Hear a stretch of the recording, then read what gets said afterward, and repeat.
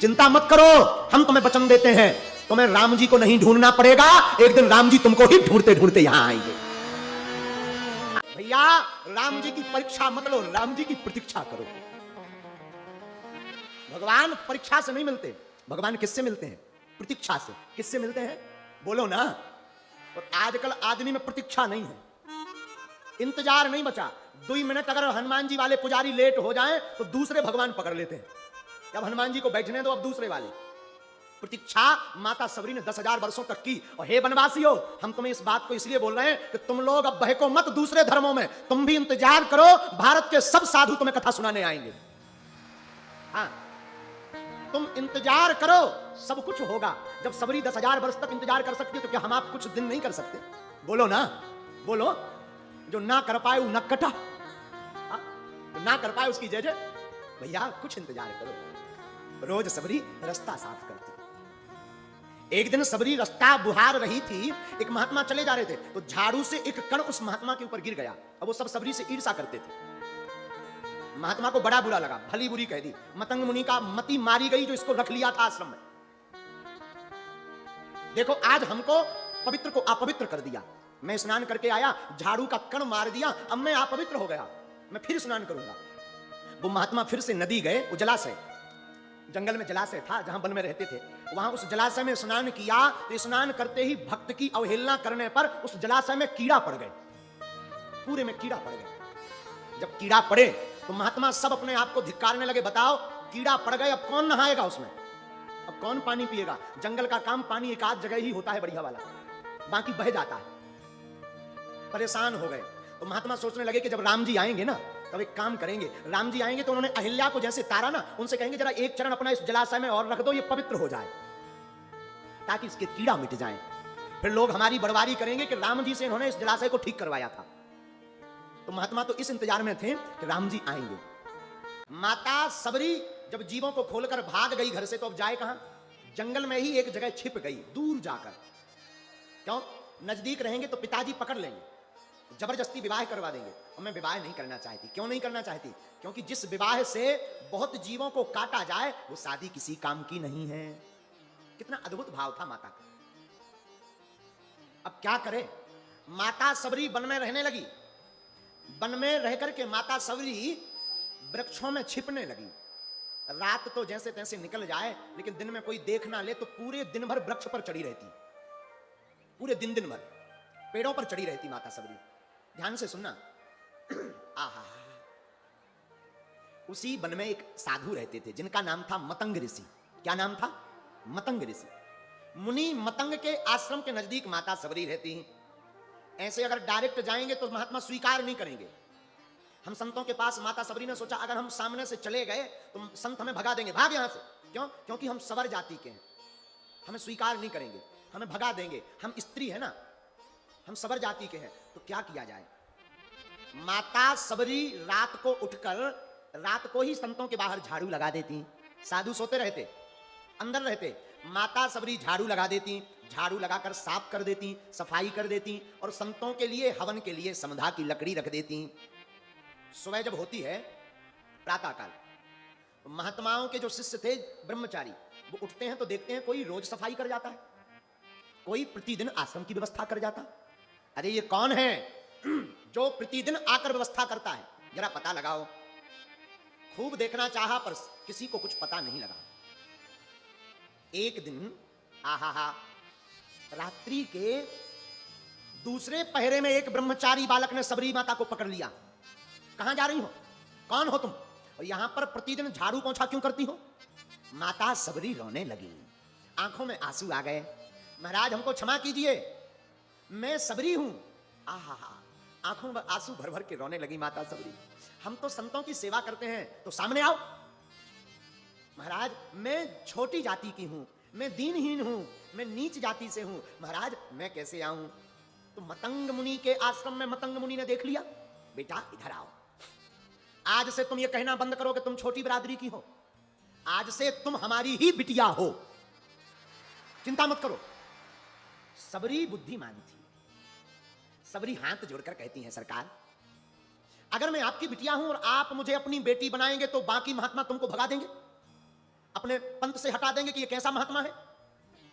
बताओ, सबरी जाति की, कोलभील जाति की बेटी, बच्ची को बेटी बना लिया। सब ताना देंगे। मतंग मुनि ने पुरजोर करके कहा, बेटी तुम चिंता मत करो, मेरा नाम मतंग है। मतंग का मतलब मतवाला, मैं हमेशा मस्ती में रहता हूं। कोई कुछ भी कहे, मैं पहचान गया तुम कोई साधारण बेटी नहीं हो। तुम मान बढ़ाने के लिए यहां आई हो, और एक दिन ऐसा आएगा कि राम जी तुम्हारा मान बढ़ाने के लिए तुम्हारे पास आएंगे। देखो, एक बात बोले, अब जात पात का समय नहीं रह गया है। अब जात पात को छोड़ो और मानवता से नाता जोड़ो। अब जात पात का समय नहीं रह गया। माता सबरी आंखों में आंसू भरकर कहती है, भगवान हम स्त्री हैं, पतित हैं। मतंग मुनि ने पहचान लिया ये कोई साधारण बालिका नहीं है, इस पर भगवान की बड़ी कृपा होनी ही है। माता सबरी को रख लिया अपने आश्रम में। माता सबरी रोने लगी। क्यों रोने लगी? महाराज मैं पतित हूं, मेरा कोई नहीं है। आंखों में आंसू भराए। मतंग मुनि कहने लगे, रोइए मत, आज से तुम हमारी बेटी हो, चिंता मत करो। बहुत दिनों तक मतंग मुनि के आश्रम में माता सबरी रही। एक दिन मतंग मुनि के प्राण जाने लगे, शरीर पूर्ण होने का समय आ गया। तो सबरी ने पूछा, सब शिष्य पहुंच गए, गुरुदेव पिताजी क्या हुआ आपको? मतंग मुनि कहने लगे, बेटी अब हमारे जाने का समय आ गया। पिताजी कहां जा रहे हैं आप? बेटी यात्रा पर जा रहे हैं। पिताजी यात्रा पर तो जा रहे हैं, पर लौटोगे कब? बेटी हम ऐसी यात्रा पर जा रहे हैं जहां से कोई लौट कर नहीं आता। अब हमारे प्राण पूरे हो रहे हैं। पिताजी आप चले तो जाएंगे, पर मैं कैसे जीऊंगी? मेरा तो कोई आपके अलावा नहीं है। एक आपने ही सहारा दिया, आपने ही हमें राम जी के बारे में बताया, मेरी रक्षा कौन करेगा? बेटी चिंता मत करो, हम तुम्हें वचन देते हैं, राम जी तुम्हारी रक्षा करेंगे। परंतु पिताजी राम जी कहां हैं? हम राम जी को कैसे मिलेंगे? राम जी से मिलाने का काम तो गुरु जी का है। आप हमारे गुरुदेव हैं, आप हमारे पिता हैं। आप चले जाएंगे तो राम जी से कैसे मिलेंगे? पता है आपको क्या कहा? मतंग मुनि ने कहा, बेटी इतना कह करके मतंग मुनि के प्राण पखेरु उड़ गए, शरीर पूरा हो गया, मर गए। अब तो सबरी मां अकेली रह गई वन में। सच बता दे भैया, राम जी 14 बरस वनवास, माता पिता की आज्ञा मानना तो एक बहाना था, मां सबरी के घर जाना ही राम जी के लिए बनाना था। इसलिए राम जी बनाए। पिता पूज्य महामुनि मतंग ऋषि कह गए कि राम जी आएंगे, राम जी आएंगे। सबरी ने सोचा ऐसा ना हो आज ही राम जी आ जाए। रोज रास्ता साफ करने लगी। महाराज 1-2 साल नहीं, पूरे 10 वर्षों तक सबरी मां ने इंतजार किया राम जी का। 10,000 सालों तक, 10,000 वर्षों तक। आप सुनकर चौंक जाएंगे, आंखों के जो रोंगट हैं वो रोंगट इतने लंबे हो गए थे सबरी माता के कि जब राम जी आए थे तब रोंगट के कारण राम जी दिख नहीं रहे थे, तो दोनों हाथों से रोंगट जब ऊपर किए तब राम जी दिखाई दिए। इतने वर्षों तक सबरी माता ने राम जी का इंतजार किया है। महाराज जी आंखों के रोंगट भूमि पर जब खचुरने लगे, रोंगट जानते ना, ये जो पलक के ऊपर रों लगे रहते ना, ये इतने लंबे लंबे हो गए थे कि नीचे लटकने लगे थे। जब राम जी आए थे तो दर्शन नहीं हो रहे थे रोम के कारण। मां सबरी दोनों हाथों से रोम को ऐसा करते, तब राम जी के दर्शन करती। उस वन में बड़े बड़े महात्मा, पयाहारी, जलाहारी, पवनाहारी, बड़े बड़े महात्मा रहते। जंगल में केवल सबरी नहीं और महात्मा। एक महात्मा रहते थे जो केवल जल पीते थे। उनको लगता था कि मेरी कठोर साधना है, मैं जल पान करके रहता हूं, राम जी बनाएंगे तो सबसे पहले मेरे घर आएंगे। लेकिन जलाहारी महात्मा के बगल में रहते थे फलाहारी महात्मा, जो केवल फल खाते थे, एक फल एक दिन में, और पूरे दिन कुछ नहीं खाते थे। वो बोले राम जी आएंगे तो जलाहारी वालों के पास नहीं, सबसे पहले हमारे पास आएंगे, क्योंकि हम फल भर लेते हैं। एक उनके बगल में तीसरे महात्मा की झोपड़ी बनी थी। तो वो क्या करते थे, वो ना जल लेते थे ना फल, वो पयाहारी थे। पयाहारी का मतलब होता दूध पीकर रहने वाले। वो केवल एक बार दूध पीते थे और रहते थे। वो बोले सुनो, तुम लोगों की साधना इतनी कठोर नहीं है जितनी हमारी है। तुम तो जल पीते हो, तुम फल खाते हो, मैं तो केवल और केवल दूध पीता हूं थोड़ा सा एक बार। चौथे महात्मा और थे, वो बोले राम जी तुम्हारे पास नहीं पहले आएंगे, हमारे पास आएंगे। बोले क्यों? बोले कोई जलाहारी है, कोई फलाहारी है, कोई पयाहारी है, लेकिन हम तो पर्णाहारी हैं। पर्णाहारी का मतलब पत्ते खाने वाला। बोले हम तो बेल पत्ती भर खाते हैं सूखी, राम जी हमारे पास आएंगे क्योंकि हमारी कठोर साधना है। लेकिन पांचवें महात्मा की जो कुटी दूसरे पहाड़ पर बनी थी, वो चिल्लाकर बोले सुनो, राम जी तुम्हारे पास नहीं, सबसे पहले मेरे पास आएंगे। क्यों? तुम जलाहारी हो, तुम फलाहारी हो, तुम पयाहारी हो, तुम अगर जो है पवनाहारी हो, मैं पवनाहारी हूं, मैं पवन यानी हवा के अलावा कुछ नहीं लेता हूं। राम जी आएंगे तो केवल मेरे पास आएंगे, न जलाहारी के पास, न फलाहारी के पास, न पर्णाहारी के पास, न पयाहारी के पास। राम जी आएंगे तो पवनाहारी के पास आएंगे। सबरी सबर जाति से सोचती कि ना तो मेरी साधना है, ना मैं कोई बहुत कठोर साधना करती हूं, ना मैं कोई बड़ी जाति की हूं। ये सब महात्मा तो बहुत ऊंची ऊंची ऊंची जातियों के हैं। राम जी लगता है हमारे पास नहीं आएंगे। राम जी ना आए तो चलेगा, इस रास्ते से गुजर जाएंगे और मैं अगर रास्ता साफ करूं और यहां से अगर राम जी गुजर जाएं तो बस मेरा काम हो गया। बुरा मत मानना मेरे पागलों, ऐसा कहना शायद किसी को ठेस लगे, पर ये हम कोई विशेष बात मैंने निवेदन करके बोल रहे हैं। भैया राम जी जाति नहीं देखते हैं, राम जी भक्ति देखते हैं। राम जी जाति देखकर कृपा नहीं करते। मेरे पागलों, वन में रहने वाले वनवासियों, आज से तुम गांठ बांध लो। राम जी जात देखकर नहीं आते, राम जी बनाए तो सबरी के भाव देखकर बनाए हैं। मेरे वनवासियों, तुम्हें भी राम जी को पाना है ना, तो तुम भी अपने भाव आज से ही दृढ़ कर लो, सुदृढ़ कर लो। दृढ़ का मतलब कठोर, संकल्पित हो जाओ। जाति से राम जी नहीं छिड़कते। महात्मा सबरी से बड़ी हीन भावना रखते। क्यों? सबरी एक तो स्त्री, हमारी सबरी माता एक तो स्त्री थी, दूसरा हमारी सबरी माता सबर जाति की थी, तो जो वन में और साधु रहते थे वो बड़ी हीन भावना। लेकिन राम जी भक्त की महिमा बनाने ही आते हैं, तो भक्त की महिमा बढ़ाते हैं। आप ये कथा सुनकर चौंक जाएंगे। आहा, राम जी जब बनाने वाले थे तो एक दिन सबरी अपनी झाड़ू से रास्ता साफ कर रही थी। चिंता मत करो, हम तुम्हें वचन देते हैं, तुम्हें राम जी को नहीं ढूंढना पड़ेगा, एक दिन राम जी तुमको ही ढूंढते ढूंढते यहां आएंगे। इतना कह करके मतंग मुनि के प्राण पखेरु उड़ गए, शरीर पूरा हो गया, मर गए। अब तो सबरी मां अकेली रह गई वन में। सच बतावे भैया, राम जी 14 बरस वनवास, माता पिता की आज्ञा मानना तो एक बहाना था, मां सबरी के घर जाना ही राम जी के लिए बनाना था, इसलिए राम जी बनाए। पिता पूज्य महामुनि मतंग ऋषि कह गए कि राम जी आएंगे, राम जी आएंगे। सबरी ने सोचा ऐसा ना हो आज ही राम जी आ जाए।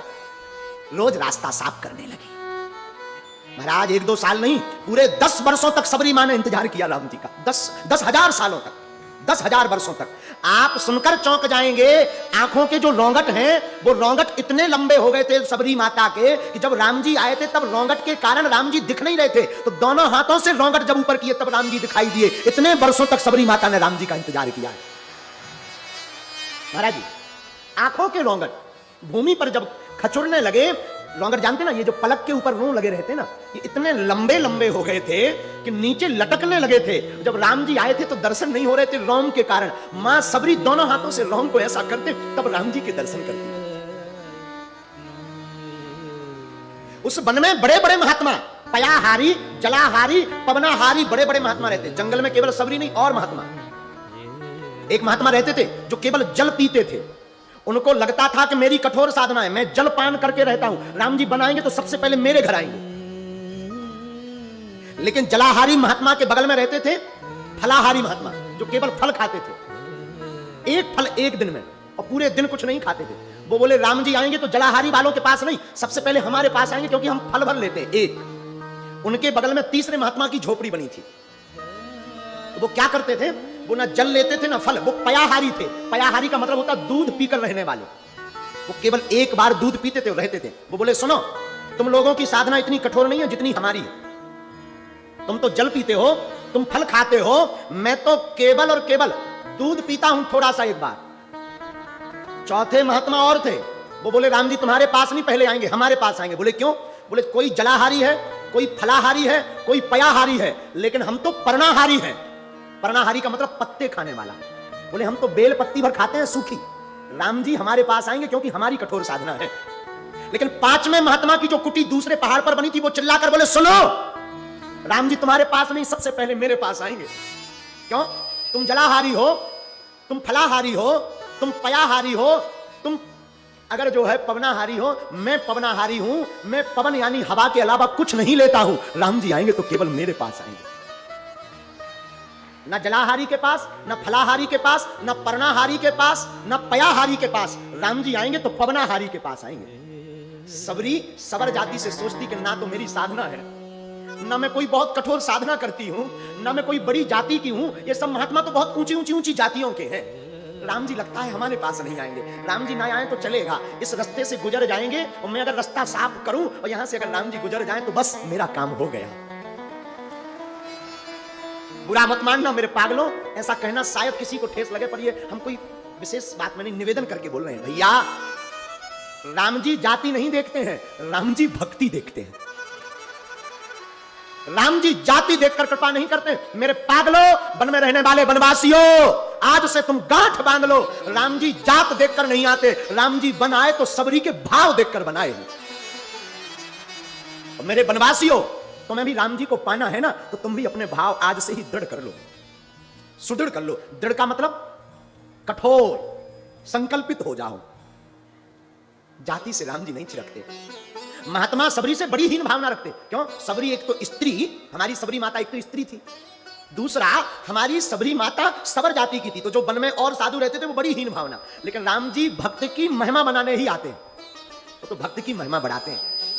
आप ये कथा सुनकर चौंक जाएंगे। आहा, राम जी जब बनाने वाले थे तो एक दिन सबरी अपनी झाड़ू से रास्ता साफ कर रही थी।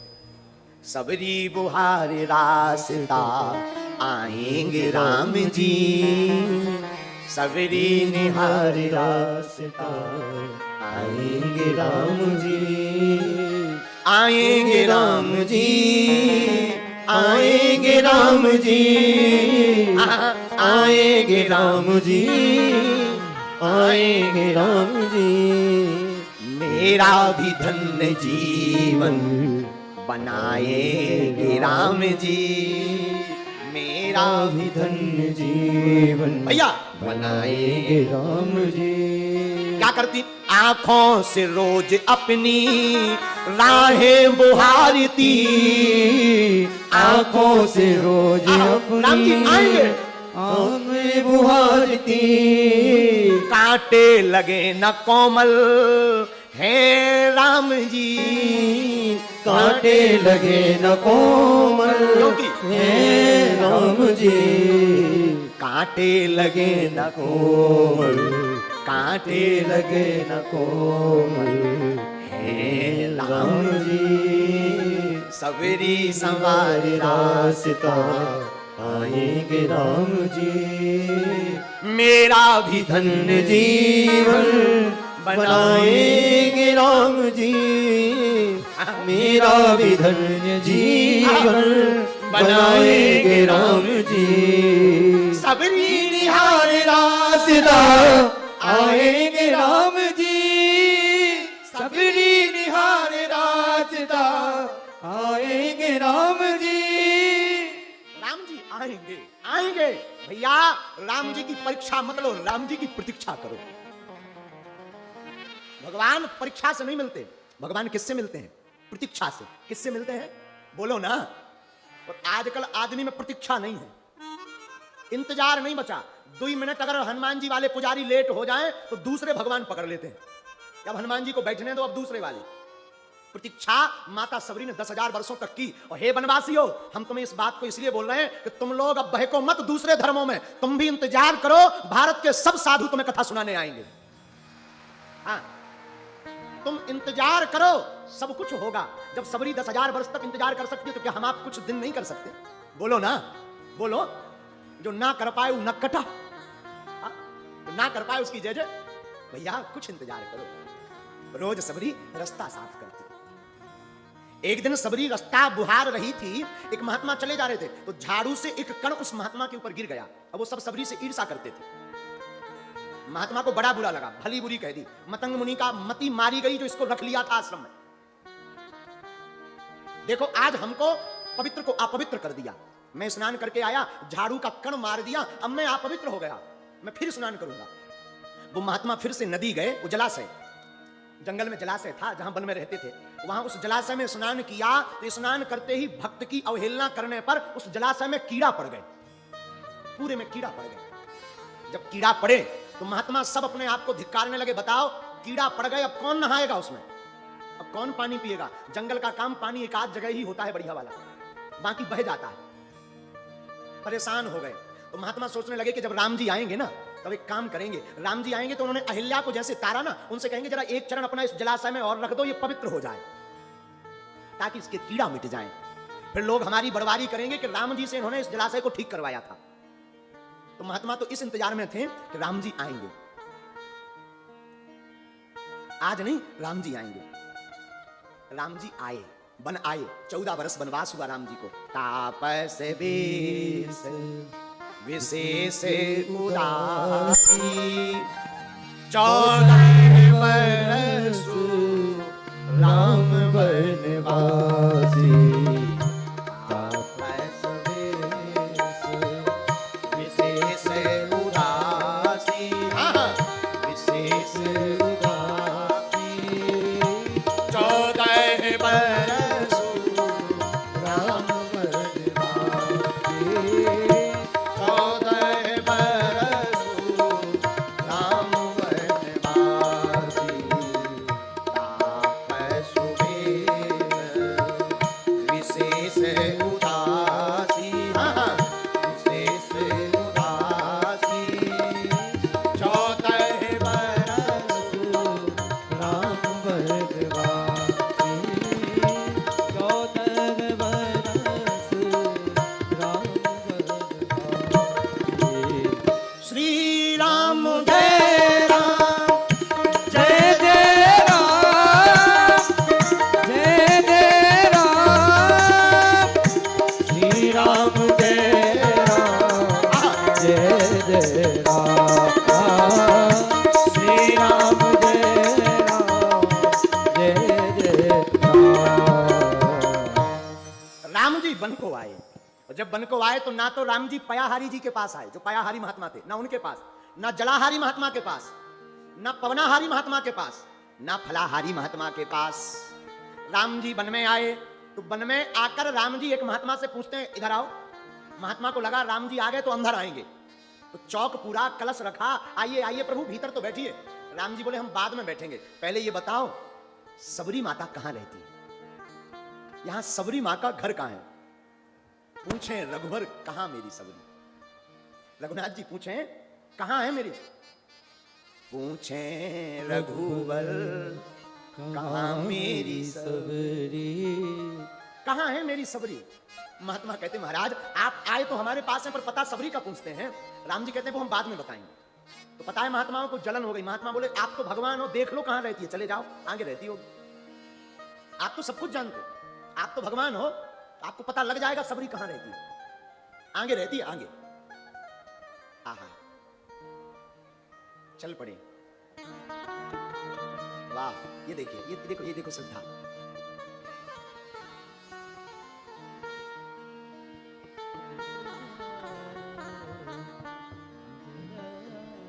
हाँ, जला लेने दो, जला लेने दो, जलाओ जलाओ।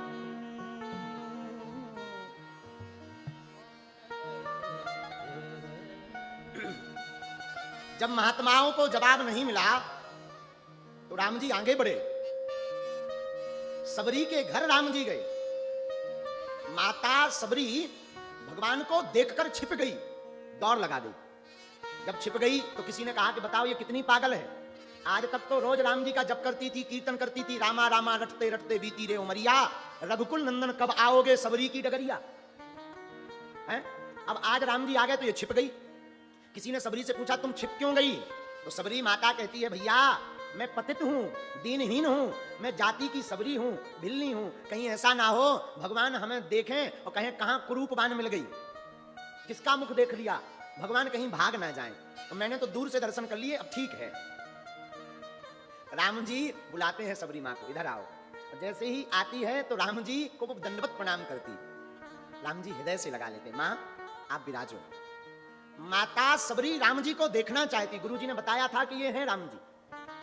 जब गुरुजी गए थे तब उन्होंने कहा था श्याम वयस किशोर होंगे राम जी, उनका सांवला स्वरूप होगा, पर सबरी माता को ठीक से दिखाई नहीं पड़ रहा। आंखों के रूह सामने आ गए। माता सबरी ने अपने दोनों हाथों से रूह को ऊपर किया और राम जी को ऊपर से नीचे तक देखा। राम जी बोले क्या हुआ माता जी? सबरी माता बोली सरकार हम देखना चाह रहे जिन गुरुजी ने राम जी के लिए कहा था आप वही राम जी हो, कहीं दूसरे तो नहीं आ गए।